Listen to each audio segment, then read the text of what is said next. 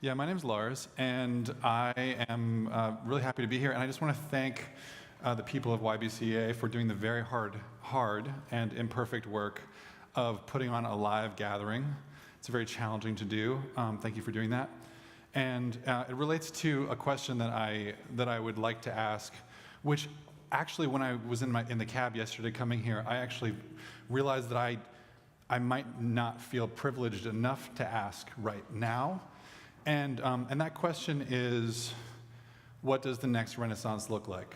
And I don't mean Renaissance with a capital R. I mean a little r. And what I personally mean by Renaissance is a moment in time when many fields simultaneously flower and cross-pollinate and circulate and turn each other on, basically. It's like a good party, but culturally. And a really good example that excites me is in Central Asia in the 11th and 12th century. There are these really cool cities, Samarkand and Khiva and Bukhara, and they had amazing architecture, amazing medical advancements, mathematical advancements, artistic advancements, and that period was during what many regard as the European Dark Ages, which were, and so Central Asia, however, has fallen into a different state. I wouldn't say that generally speaking people look at Central Asia. I'm Afghan, I'm Central Asian in part. I wouldn't say that people in most of the world think about that region as flowering right now. And one of the reasons is because the borders got closed and it used to really circulate. Central Asia used to be this place, right, the Silk Road, where all these people from all these different places carried all this stuff and they just talked to each other, fucked each other, drank tea with each other, and then they stopped doing that for various reasons that I will definitely not go into. I make performances in part, and the reason why I do that is because I believe that live gathering is the most essential counterpoint to our screen-based lives. And thanks. You may have noticed over the course of the 20th century that screens kicked the teeth out of performance in live gathering in general. Started with the cinema, totally cool. And this isn't against screens per se. It's that we've lost something in gaining what screens have given us. And so started with cinema, big screens far away, looked at them. Then there was televisions in our house. That changed dynamics a lot, right? Sort of this image of like the family not really like paying attention to each other at dinner anymore because like the television's on. And then they were in our laps, and then we were kind of interacting with each other. And then they were in our hands and our pockets. And along the way, I think something really vital has been lost. And so part of what I do in the world is,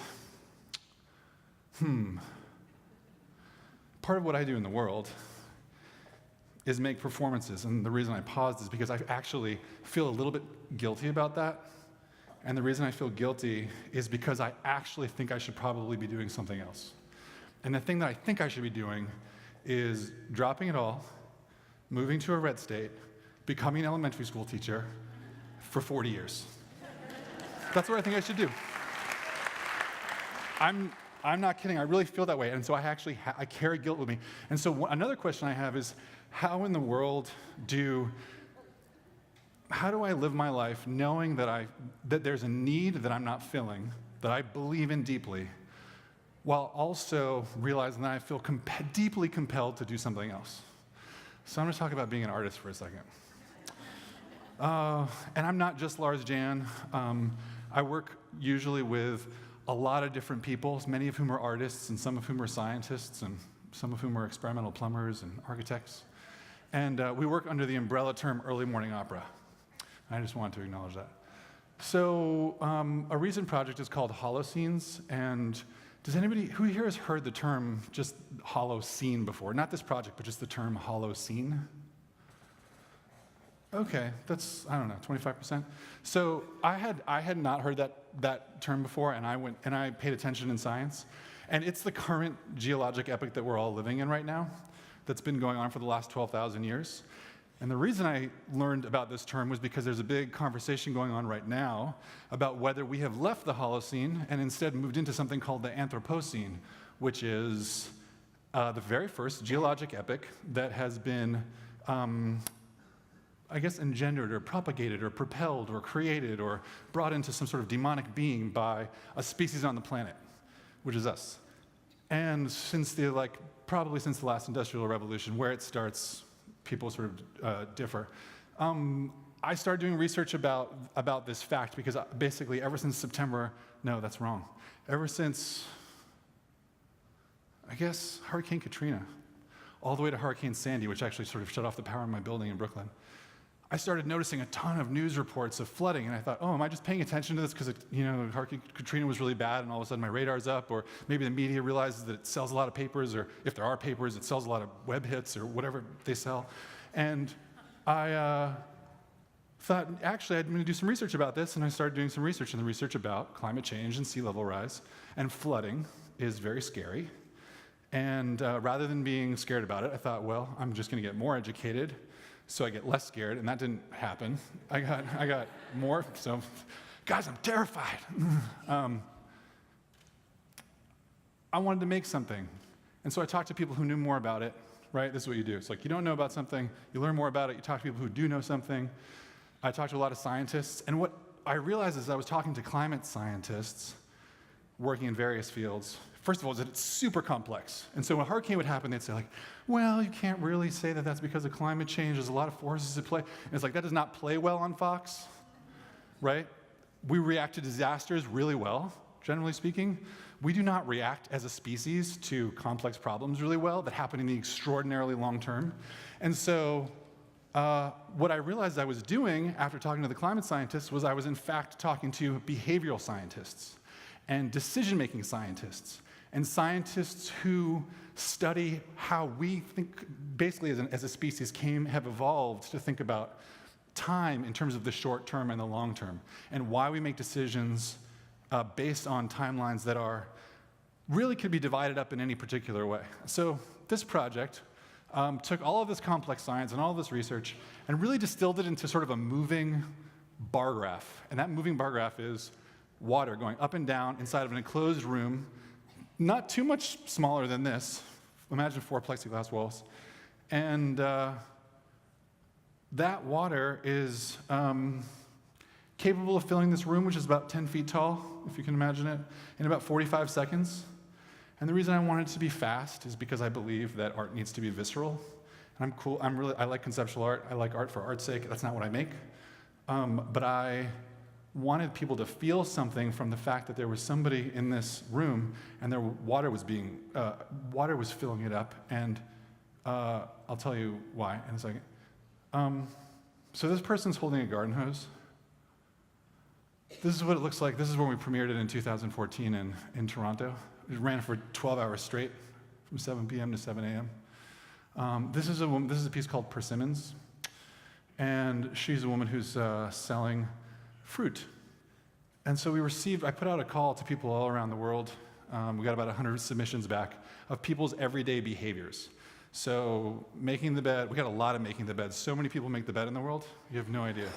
And I got tons of making tea. And I knew that we were going to get some sort of fantastical, amazing things from all over the planet. But that wasn't about making a menagerie of the spectacular. It was about creating a menagerie of the everyday and realizing that people do make tea everywhere, and people do make the bed everywhere. And that's the point, is that basically climate change is something that's about this entire system, and so I wanted to make that metaphoric.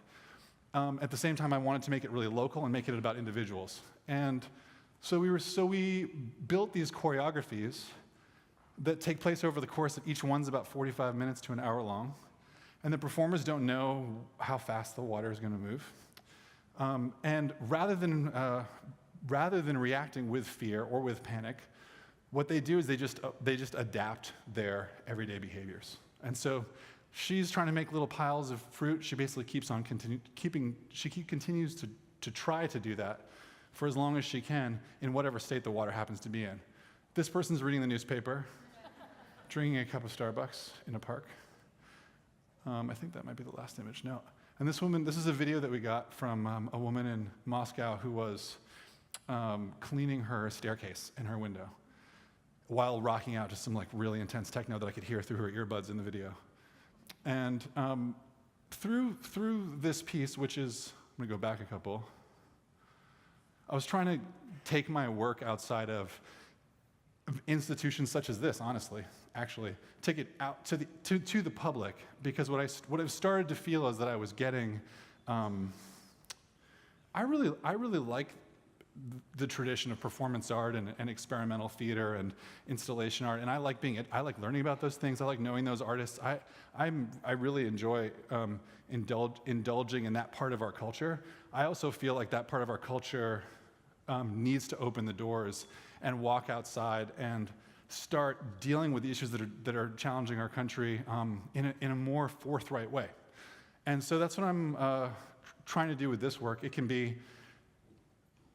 attended. It's free to the public, so people can read about it in the newspaper and go to it. At the same time, it can be happened upon, and that was most exciting to me. So I heard 3 8-year-old kids talk about how it was about mermaids or death or dreaming. And then there was another woman who walked by when I was in Miami, and she said, is that woman swimming in her own tears? So what I also like is that it's open to interpretation. It's not didactic. Yes, it's about climate change. Yes, it's about sea level rise. But what it is it's a vehicle for the imagination. It's a vehicle for daydreaming, and you can take that to a lot of different places. And I would rather do that than bore somebody with statistics. I want to go back to that question that I just posed at the beginning. What does the next Renaissance look like? I don't know. And the next project I'm working on is about attempting to ask that question in more sophisticated ways rather than answer it, and ask it of a lot of people in order to provide a platform for the imagination so that we can have a national cultural conversation about it. Thank you.